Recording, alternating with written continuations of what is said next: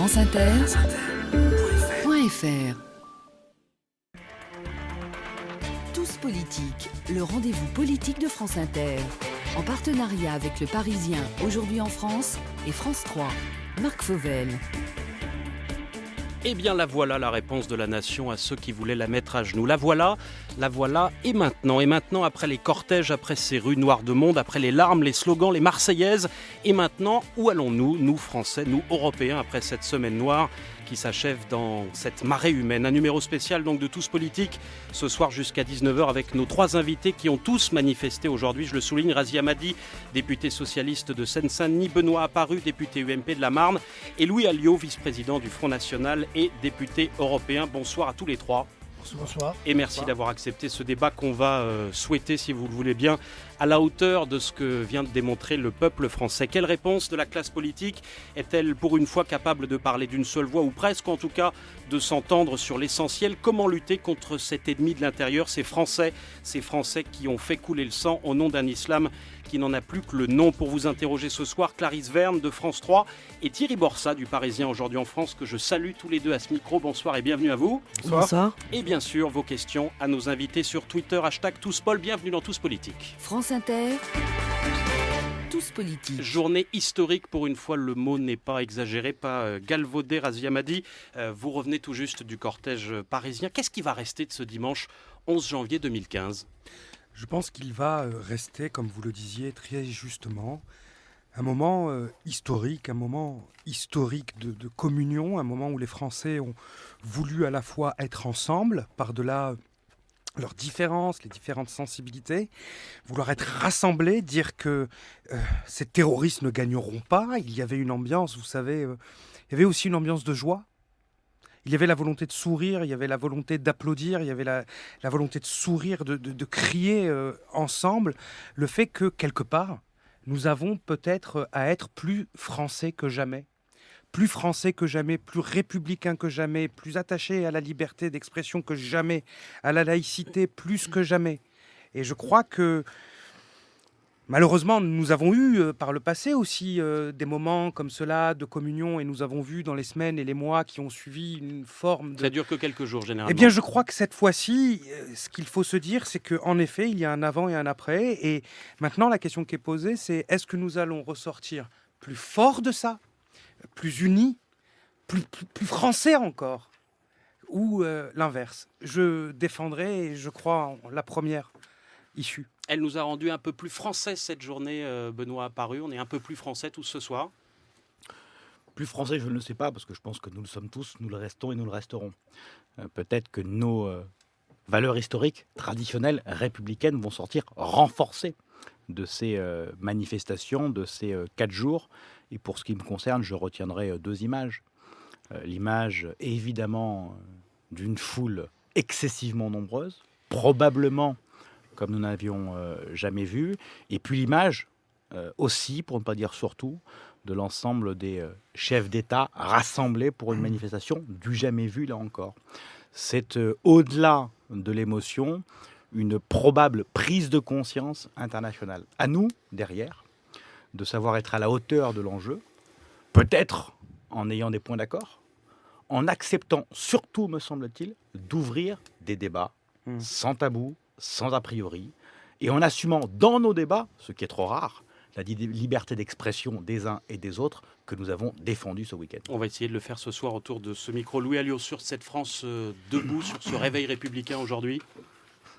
On fait le constat d'une certaine gravité. Moi, j'ai manifesté à Perpignan, une ville dont je suis l'élu. C'était une marche assez silencieuse, très respectueuse, sans signe d'aucun parti politique, d'aucun syndicat. Ça, c'est important.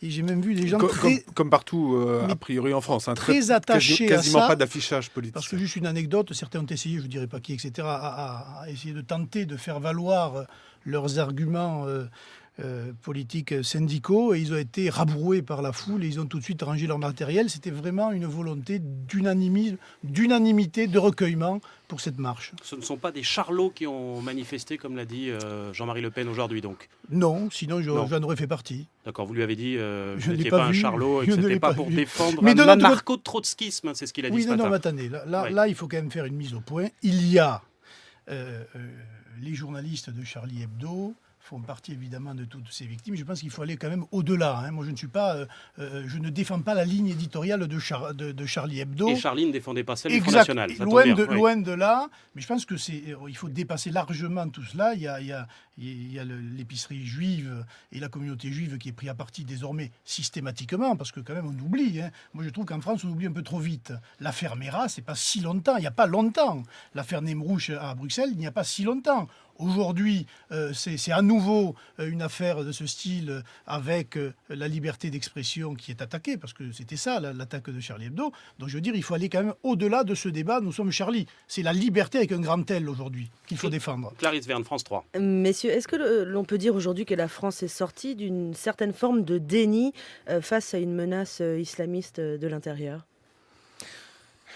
Il y a Razia Madi. il y a quelques semaines, c'est ce gouvernement qui a fait voter à la quasi-unanimité une loi dite antiterroriste pour prendre en compte ces phénomènes de départ entre guillemets pour le djihad, la prise en compte pénale de ces engagements, la question de l'apologie du terrorisme sur Internet, pour lequel aujourd'hui notre dispositif législatif n'était pas prêt. Si ce n'est Razia Madi que la plupart des décrets ne sont toujours pas parus. Tout à fait.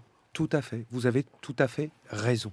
Et en même temps, ce qui est arrivé nécessite une réflexion, comme le disait Monsieur Apparu précédemment, qui va devoir, à la hauteur de l'enjeu, être en situation de répondre. Parce qu'il n'y a pas qu'une seule réponse. Il y a une réponse sécuritaire, il y a la question du renseignement, il y a la question pénale, il y a la question, la problématique des mineurs. Mais c'est transversal, c'est l'éducation nationale, c'est la représentation du culte, c'est la question de la laïcité. C'est une transversalité parce que c'est une mobilisation nationale qui doit avoir lieu là où l'universel a été touché. C'est d'ailleurs pour ça qu'au-delà de nos frontières, la mobilisation est planétaire. Et est-ce que vous pensez que, on va dire, les autorités françaises passées et présentes n'ont pas pris la réelle mesure de l'ampleur du danger de l'islam radical ? Je ne crois pas. Parce que il y a plusieurs attentats, comme vous le savez, qui ont été déjoués ces derniers mois. Vous savez aussi, et tout le monde sait ici sur ce plateau, que le risque zéro n'existe pas. Pour autant, au regard de la gravité de ce qui vient de se passer, comme l'a dit le Premier ministre, il faut la vérité totale. Il n'y a aucune volonté de dire est-ce que des choses ont mal fonctionné, évacuons. Non. Tout de suite, franchement, si des choses n'ont pas bien fonctionné, il faut les aborder dans le cadre de l'intérêt général. Moi, je pense par exemple sur la question du renseignement. On peut aller plus loin, plus vite, plus fort. Je vous livre cette anecdote.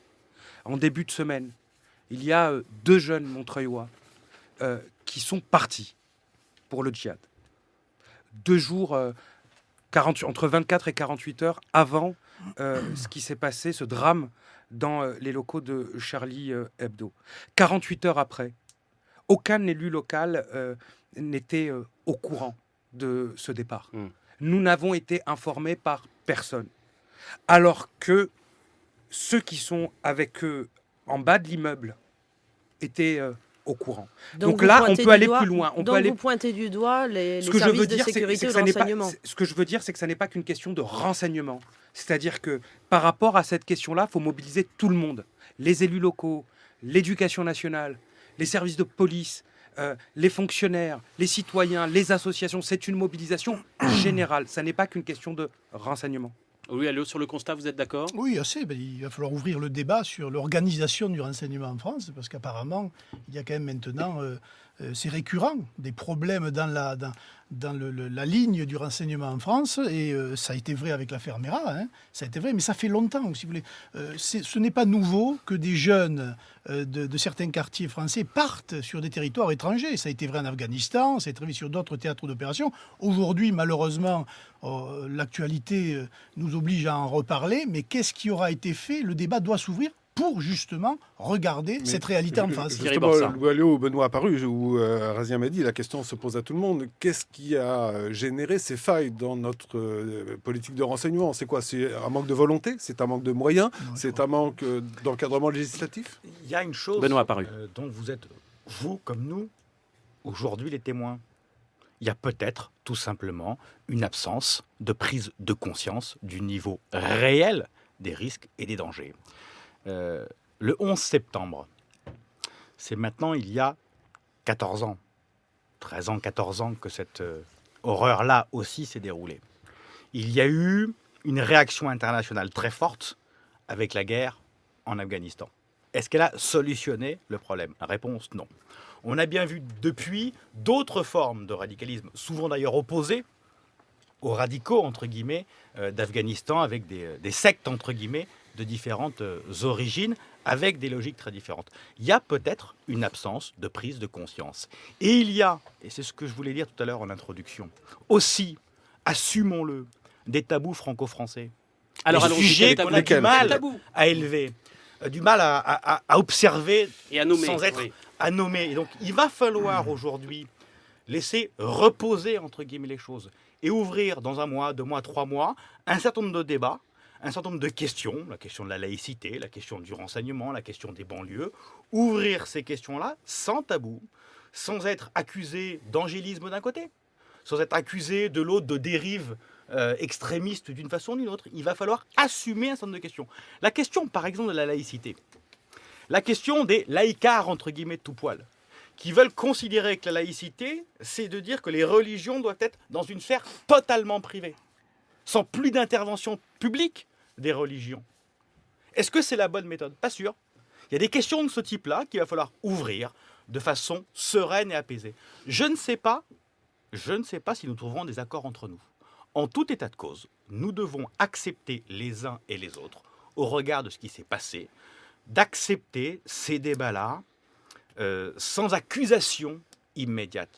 Rappelons-nous des débats que nous avons tentés, les uns et les autres, c'est pas droite-gauche confondu, des débats et sur lesquels c'était tout de suite l'accusation de « Ah, vous avez la volonté de ».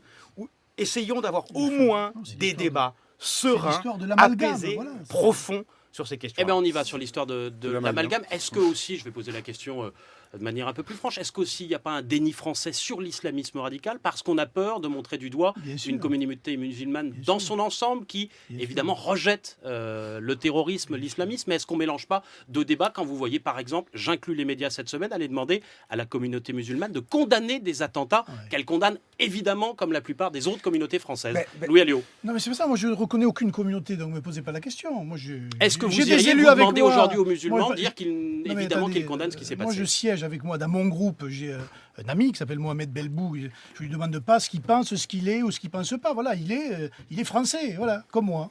Et je ne lui pose pas la question. Le problème, c'est ceux qui manifestent des préférences étrangères sur notre sol. C'est un débat qu'on ne veut pas ouvrir, mais c'est une réalité. C'est-à-dire? Mais des gens qui préfèrent, qui défendent sur notre sol les intérêts d'autres pays en insultant la France. Vous pensez à qui précisément? Vous avez là, chaque fois, des manifestations de pays du Maghreb, notamment, je pense à l'Algérie, de ressentiment, de revendications contre la France. Or, je pense que ce sont des débats qu'on devrait avoir là aussi. Malheureusement, on ne les a pas. Mais attendez, et ça pose aussi la question, parce que c'est lié à notre politique étrangère. Enfin, je veux dire, nous sommes allés en Afghanistan. Il y a eu plus de 80 soldats français tués. 90, oui. Bon, pourquoi ? Est-on obligé systématiquement de suivre la politique internationale d'autres pays? N'avons-nous pas notre propre voix dans le monde pour éviter tout ce qui se passe? Eh bien là aussi, il faudra demander un débat sur peut-être la réorientation de la politique étrangère en tirant les oreilles au minimum à un certain nombre d'alliés internationaux. Moi je pense par exemple à une nation comme le Qatar. On ne dit pas au Qatar, s'il est vrai que le Qatar a financé des mouvements terroristes dans le monde, eh bien il faudra lui dire, écoutez, voilà, à partir de maintenant, on va discuter d'une autre manière. Tous ces débats, il faudra les avoir. Razia Madi. Je pense que si on veut aborder le sujet avec la hauteur nécessaire, la première ligne de conduite qu'on doit avoir, c'est de considérer qu'il n'y a pas de réponse simple ou simpliste à un problème complexe. D'accord ? Évidemment. Quand vous regardez par exemple ce qu'est l'origine du départ djihadiste chez les jeunes australiens, principalement c'est l'aspiration nationale parce que nous avons une immigration syrienne et irakienne et ça n'est pas du tout les mêmes déterminants que ce qui se passe en France.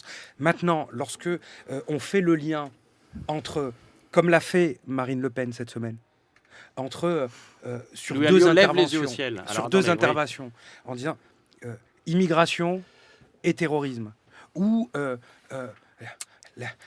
le lendemain quasiment de ce qui s'est passé à Charlie Hebdo en mettant le débat sur la peine de mort. Je ne crois pas que c'est comme ça que collectivement, la communauté nationale peut ressortir renforcée, plus forte, avec les meilleures solutions qui soient pour essayer de juguler ce fléau. Benoît Apparu, dans la recherche de solutions, vous évoquiez tout à l'heure ce qui s'est passé aux États-Unis le 11 septembre. Est-ce qu'il serait nécessaire aujourd'hui d'établir dans notre système législatif l'équivalent d'un Patriot Act ? On va rappeler un Patriot Act, c'est-à-dire des lois d'exception qui permettent, notamment parce qu'il y a beaucoup de mesures à l'intérieur, de garder en détention pendant des semaines, des mois, des suspects simplement sans preuve. Je me méfie de la loi D'exception. d'exception. C'est Louis Alliot Je qui me termine votre phrase. méfie Oui. de la loi d'émotion. Ouais. Je me méfie de la loi qui arriverait, et je ne crois pas que ce soit la volonté du gouvernement, dans 15 jours, pour avoir une réponse politique, pour ne pas dire politicien, dire regardez, on a fait une loi. C'est pas le sujet. Là encore, nous sommes en train, les uns et les autres, journalistes comme politiques, de nous réinterroger en disant peut-être que depuis une quinzaine d'années, sur ces sujets-là, nous n'avons pas pris la hauteur nécessaire, la profondeur nécessaire pour aborder l'ensemble des questions. Les questions de relations internationales, les questions de banlieue, les questions de laïcité. Nous n'avons peut-être pas regardé en suffisante profondeur ces questions-là. Donc, ne nous précipitons pas pour faire une loi dans 15 jours pour dire regardez, on a fait une loi, il ne se passera plus rien. On est bien Louis Alliot, d'accord. vous Ça, êtes d'accord, ce pas serait de loi la pluie. d'urgence, Oui, à chaud. moi, honnêtement, je crois que le dispositif législatif est là. Je veux dire, Je pense aussi. il n'y a pas besoin d'inventer des choses très nouvelles. Il y a la loi, encore faut-il la faire respecter et avoir les moyens de la faire respecter. Vous avez vu que revient dans le débat européen, je crois que ce sont les Espagnols qui On ont va en dit ça, parler dans quelques minutes, la réforme sur- de Schengen. de On va en Schengen. parler, c'est prévu. Je pense qu'il va falloir là aussi en parler. Et puis va venir le débat, attention, des moyens financiers de la politique aussi de défense et du ministère de l'Intérieur. Et là, c'est un problème de crédit, de finances et de budget. On va retourner dans quelques instants, si vous le permettez, sur la manifestation parisienne. Encore une question de Clarisse Verne, d'abord, France 3. Oui, je voulais demander à Razia Hamadi notamment si vous pensez aujourd'hui que le système législatif français est toujours encore adapté à une forme de terrorisme qui a grandement changé depuis les attentats de septembre 2001 à New York. La loi antiterroriste, que ce soit sur la dimension numérique, Internet, que ce soit sur la prévention des départs, ce que l'on a fait avec la saisie des passeports préventifs, que n'avons-nous pas entendu lorsque nous avons voté cette loi à l'Assemblée nationale quand même, de la part de certains. Les délits nouveaux qu'elle institue, notamment pour ceux qui sont partis et qui reviennent, qui permettent, y compris notamment des délais de garde à vue, qui permettent aussi de faire du renseignement, de récupérer des informations, avec un délit pénal très clair. Je pense qu'en effet, les outils, on les a. Maintenant, je pense que, c'est ce que je disais tout à l'heure, je pense qu'il y a des sujets qui ne sont pas suffisamment abordés, mais on va avoir le temps de le faire. Par exemple, ce n'est pas d'égale portée. Par exemple, aujourd'hui, sur la représentativité du culte musulman en France, je pense qu'il y a des choses à faire. Il y a des responsabilités à prendre. Il y a une éducation propre au culte musulman tel qu'il est représenté aujourd'hui en France qui n'est pas faite et qui devrait être faite. Et j'en ai parlé, je l'ai écrit dans un ouvrage en 2011. Mais c'est sensible, on ne veut pas trop en parler, parce que si on remet ça en cause, par quoi on le remplace? C'est vrai, il y a un sujet. Sur la question de la politique étrangère, c'est vrai, il y a des débats. Mais en même temps, il faut dire aussi à nos amis européens que nous sommes les seuls à être allés au Mali et dans cette région subsaharienne. Si on est allé en Afghanistan, c'est parce que c'était un camp de formation et d'entraînement à ciel ouvert aussi. Donc... voilà, les sujets sont nombreux, la question est complexe et la réponse est complexe, mais je pense que collectivement, on peut ressortir plus fort de ça. Et on va en parler dans un instant avec vous, Razia Hamadi, député socialiste de Seine-Saint-Denis, avec Benoît Apparu, député UMP de la Marne, et avec Louis Alliot, député européen et vice-président du Front National. Je voudrais, comme promis, qu'on aille refaire un tour du côté de la place de la République à Paris, où nous attend Pierrick Bonneau. Nous sommes 3h30 désormais après le début de cette manifestation que vous avez suivie depuis un balcon qui surplombe cette place de la République. Est-ce qu'il y a encore, maintenant dans la pénombre parisienne, encore des manifestants devant vous? Où en est le cortège? Est-ce que c'est terminé, Pierrick? Alors la foule, Marc, s'est dispersée, ça y est, il y a environ une demi-heure, place de la République. Je ne sais pas combien de centaines de milliers de personnes j'ai vu défiler tout au long de l'après-midi, mais cette foule était compacte, massive, des Français, des Kurdes, des Espagnols, des Britanniques et même des Russes, des enfants, des adultes, des vétérans, tous marchant au rythme de la Marseillaise, beaucoup de drapeaux bleu, blanc, rouge accrochés au balcon, beaucoup d'écriteaux « Je suis Charlie »,« Démocratie, liberté, solidarité, unité ». Voilà les mots scandés par cet immense cortège tout au long de la marche. Alors si l'essentiel du défilé se rapproche actuellement de la place de la Nation, il y a encore beaucoup de monde place de la République.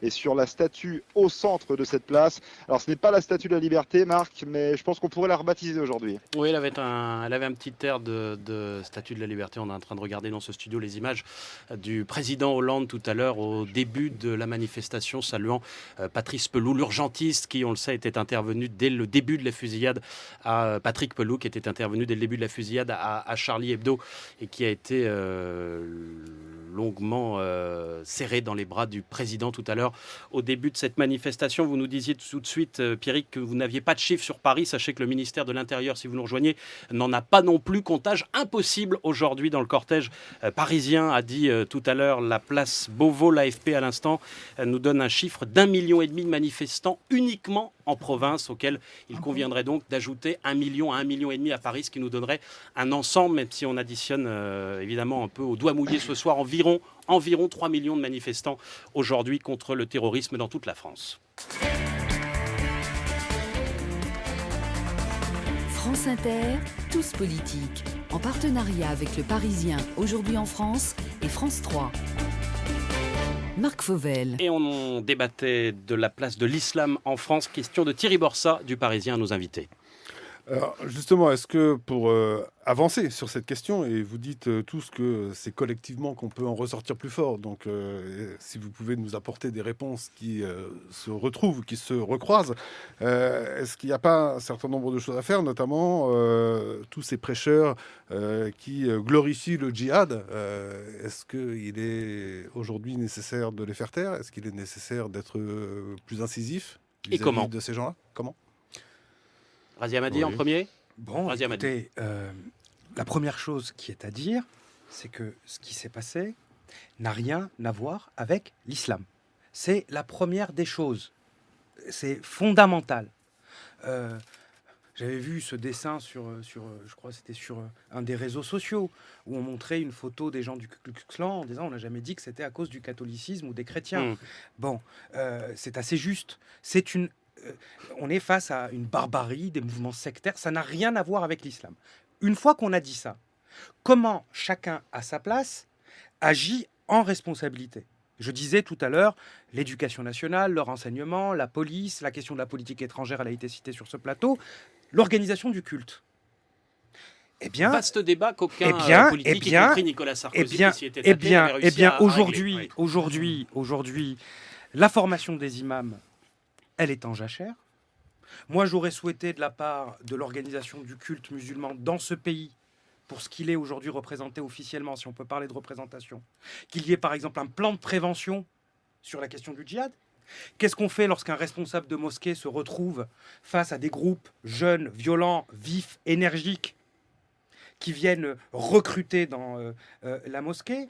Comment on fait pour prévenir de manière générale? Comment on anticipe un certain nombre de sujets, parce qu'on a dit qu'on voulait rompre avec ce que l'on appelle l'islam des caves, sauf que certains veulent des mosquées que dans des caves, parce que c'est là où ils peuvent véhiculer. Comment on fait pour être efficace face à cela, lorsque des fois vous avez des autorités publiques qui vous disent oui mais monsieur Hamadi, moi j'ai un problème, si j'agis sur cette mosquée, je vais me retrouver avec des gens qui vont prier dans la rue, donc est-ce que j'agis pas? Oui mais et qu'on dit aux autorités oui mais bon, ce qui est dit dans cette mosquée, il y a quelques problèmes quand même. Bon, comment on fait par exemple, et je terminerai par là, pour que au niveau local tout le monde, de manière partenariale, on puisse se serrer les coudes avec les religieux, avec l'école, avec la police, lorsqu'on sait que sur un quartier, sans vouloir stigmatiser d'ailleurs les quartiers populaires, il y a un souci ou il y a un problème. Comment on fait pour être soudés, pour agir dans la prévention? Alors, je la pose à Benoît Apparu, cette question. Qu'est-ce qu'on fait contre cet islam des caves aujourd'hui en France? 2 remarques. Oui. 1, c'est pas l'islam, Oui. c'est une secte. Et des sectes d'ailleurs, parce qu'il y en a de nature très différente. 2, comment on organise l'islam de France? On ne va pas vous répondre en 2 minutes. Mais il y a quelques questions qui se posent. Quel diplôme universitaire français ? Je ne parle pas d'un diplôme universitaire étranger, je parle d'un diplôme universitaire français délivré par une université française. Quel diplôme ? L'université de Strasbourg en délivre quelques-uns, c'est Strasbourg qu'il faut aujourd'hui. Du fait, là encore, problème par rapport à la laïcité, du fait que Strasbourg, étant en Alsace, n'est pas soumis à la loi de 1905, ils ont la possibilité de... C'est une vraie question qui se posera à nous. Deuxième question, l'islam des caves versus construction de mosquées. Dès que quelqu'un va dire construction de mosquée, tout le monde va sortir le fusil en disant « Quelle horreur, ne construisons pas des mosquées en France ».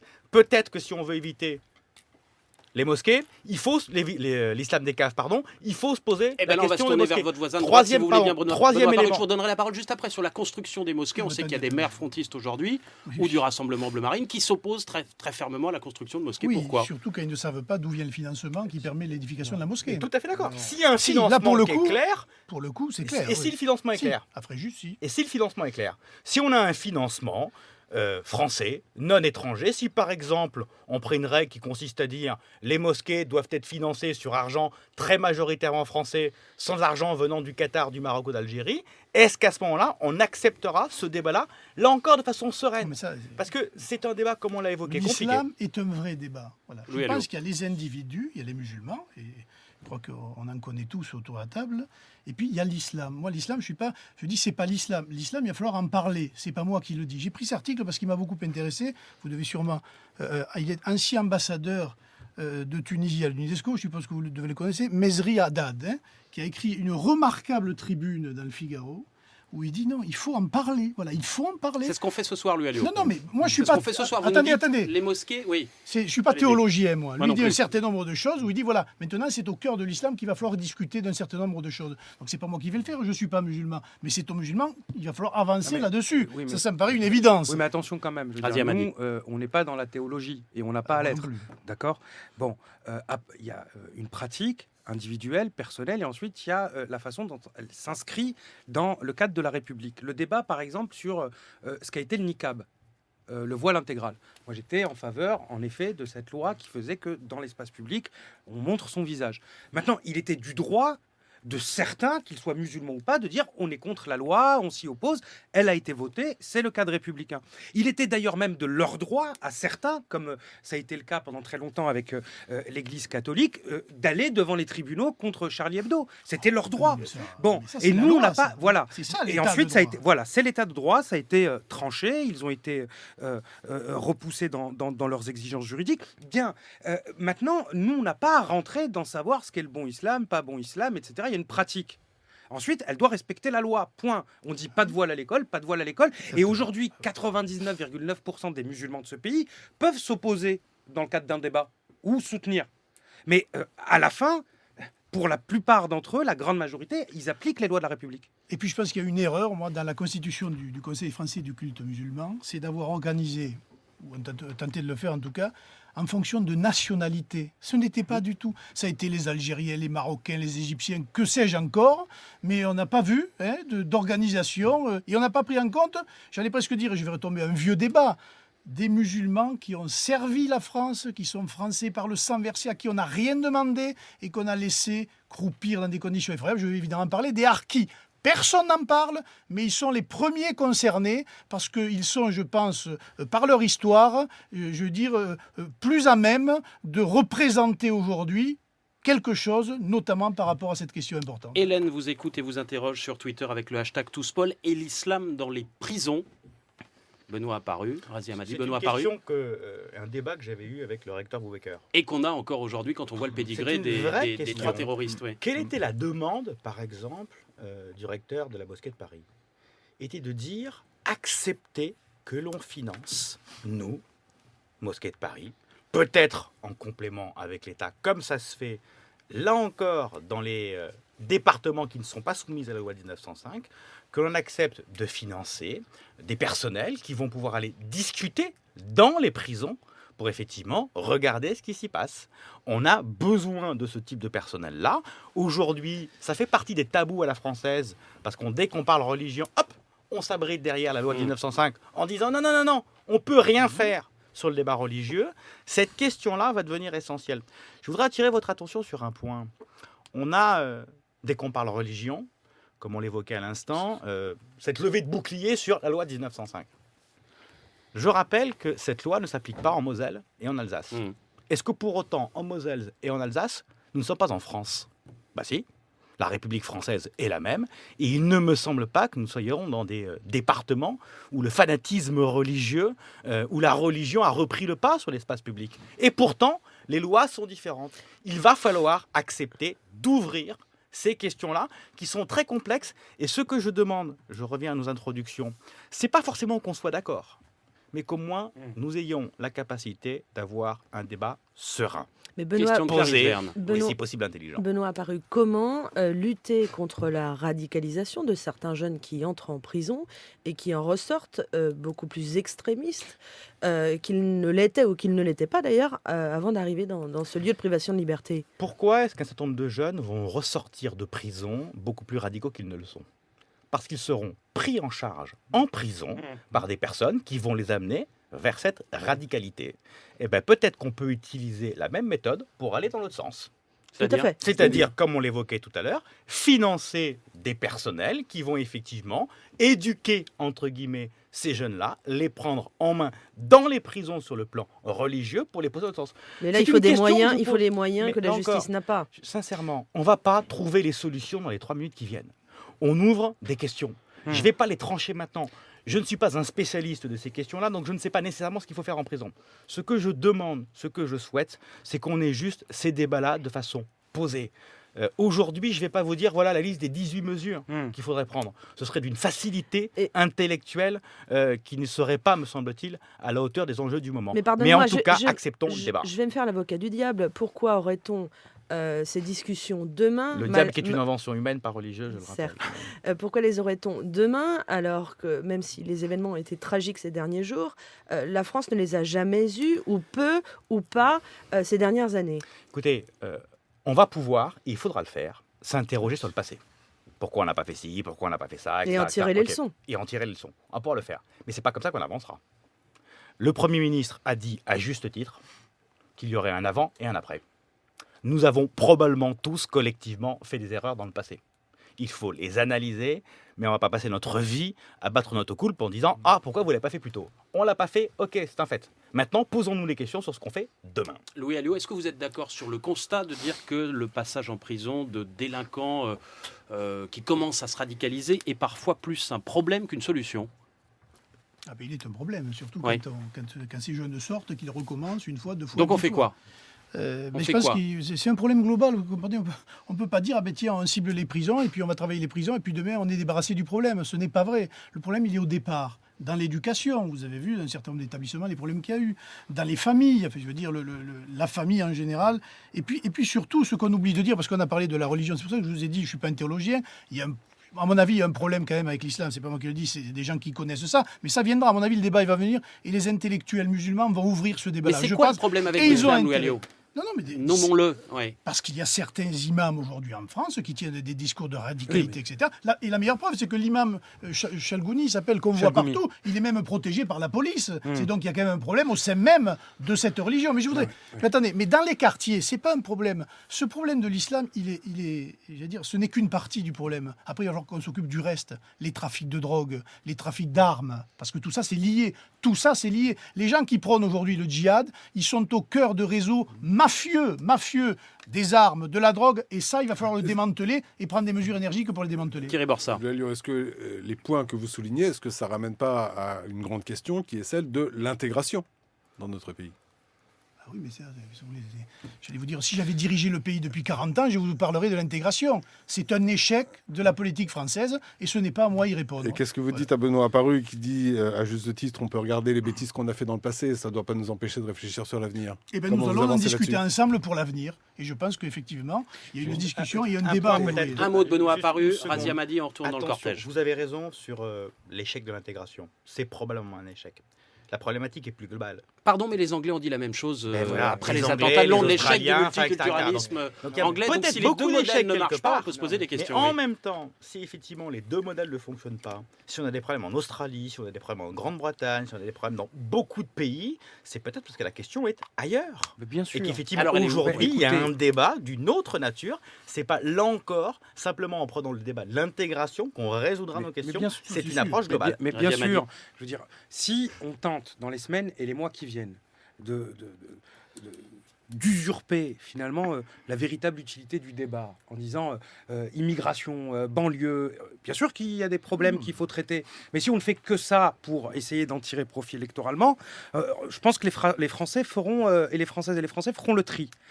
Pour autant, il y a des questions qu'on peut régler à l'échelle nationale. Mais aujourd'hui, vous avez des pays comme le Danemark, la Suède, des pays, parce que des fois, moi, je discute avec des jeunes, des moins jeunes, dans les quartiers, pas que dans les quartiers. Et oui, mais il y a un problème en France, parce que l'islam, parce que l'histoire de la France, parce que le rapport aux immigrés... Bon, il y a des pays où il n'y a pas ce problème-là. Et où il y a quand même des jeunes qui sont nés dans ces pays depuis plusieurs mais générations, qui Razia ne sont Madi, pas d'origine... C'est pas la même histoire. Mais c'est pas la même histoire, mais ils ont quand même aussi des départs. C'est Ça pas la veut même dire que- histoire, mais ils ont quand même des problèmes. Ce que je veux vous dire par là, c'est qu'on pourra avoir la politique la plus efficace qui soit en abordant l'ensemble des sujets. À un moment, il faut qu'on dise aussi franchement à nos concitoyennes et nos concitoyens que toutes les mesures politiques du monde ne pourront pas répondre à la folie. Et ça, il faut avoir aussi le courage de le dire. Pardon, Razia Madi, un détour, je voulais vous interrompre, un détour dans la manifestation parisienne où nous attend Aurélien Colli. Aurélien, une question simple, une question plus compliquée.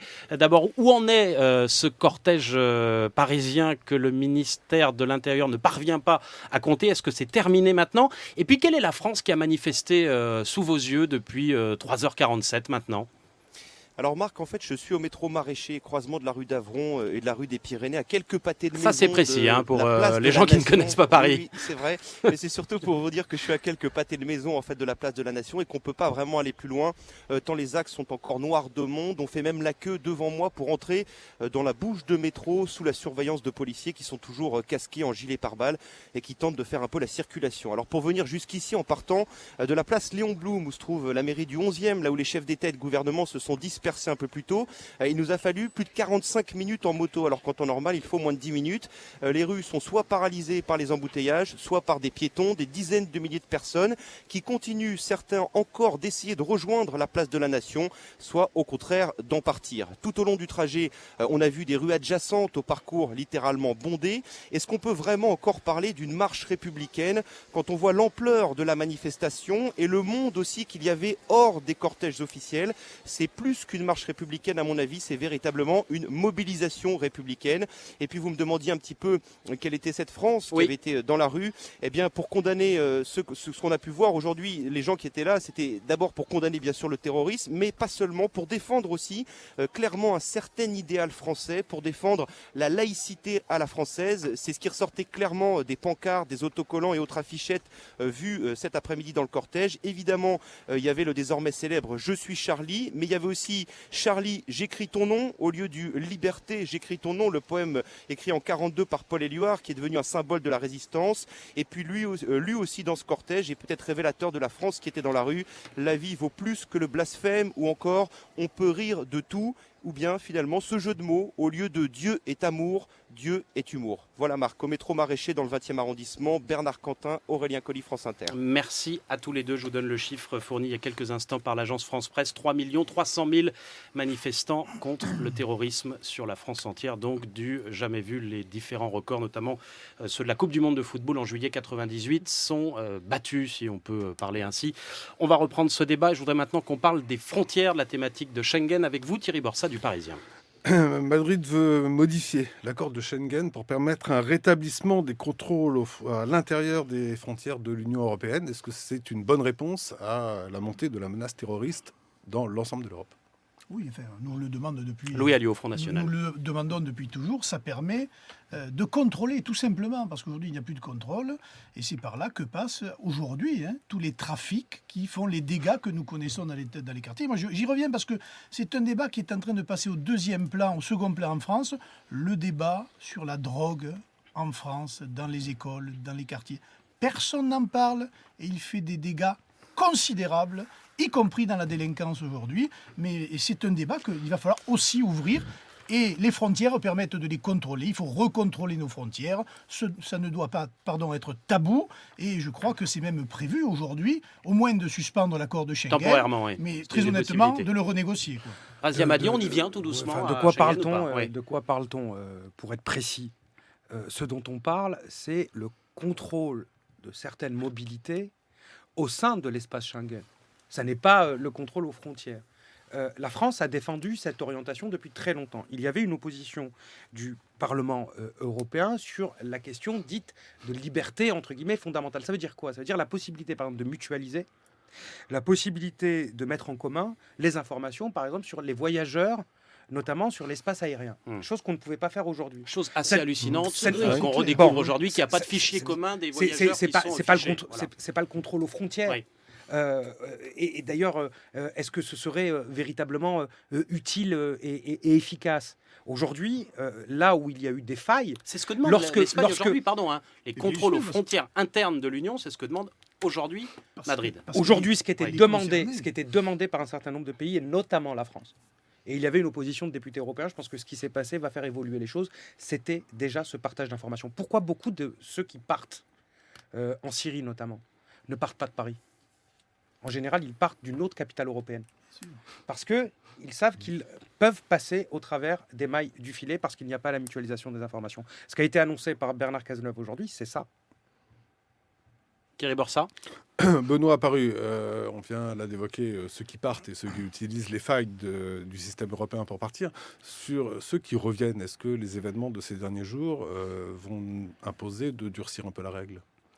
La règle vient d'être modifiée par la loi antiterroriste qui a été votée il y a quelques semaines. Il nous faut évidemment maintenant, comme toujours, prendre les textes d'application. Vous l'évoquez tout à l'heure. C'est toujours excessivement long, mais l'arsenal juridique en la matière s'est renforcé. Il faudra peut-être le modifier. Je ne suis pas suffisamment spécialiste pour savoir si nous avons les outils nécessaires. Il va falloir également qu'on accepte là aussi des questions très complexe à traiter. Est-ce qu'on accepte en Europe des restrictions de liberté au nom de la lutte antiterroriste? Parce qu'aujourd'hui, sous le coup de l'émotion, on va tous être sécuritaires. On va tous effectivement demander un renforcement de l'arsenal divers et variés. Puis dans quelques semaines, quand des textes viendront sur le débat, tout le monde nous dira et les droits de l'homme, et la déclaration universelle de je sais pas quoi, et je sais pas quoi, et je sais pas quoi. À juste titre aussi.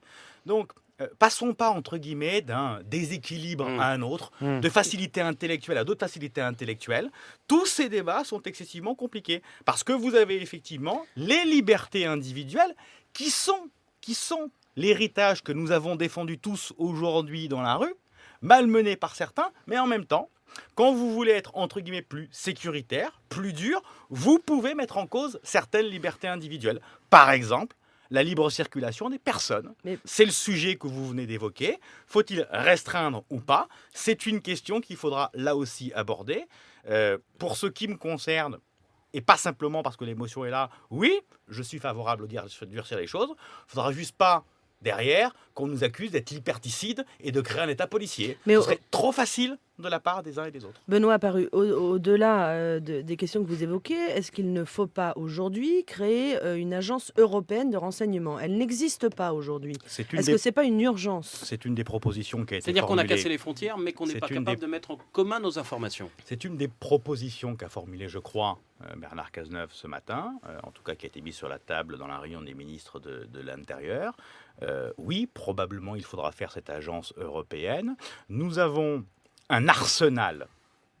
L'Europe est un continent de liberté. Et nous avons sur le plan économique, sur le plan des transports, sur le plan sécuritaire, multiplié les libertés individuelles dans tous les sens. Tant mieux, tant mieux. Et on voit bien derrière que sur le plan économique, nous ne sommes pas protégés par rapport aux protectionnistes chinois ou américains. On a bien vu qu'on n'a pas l'arsenal sur le plan. Vous avez évolué sur ça, alors? Non, absolument pas. On a toujours dit ça. Non, dire qu'on l'a. quand même. Ça ne veut pas toujours dire qu'on l'a fait, malheureusement. Mais on a toujours dit effectivement que l'Europe, de ce point de vue-là, était beaucoup plus exemplaire que d'autres pays qui donnaient des leçons. Et donc nous devrons, en la matière, regardez effectivement, c'est toutes ces libertés que nous avons créées et qui sont saines.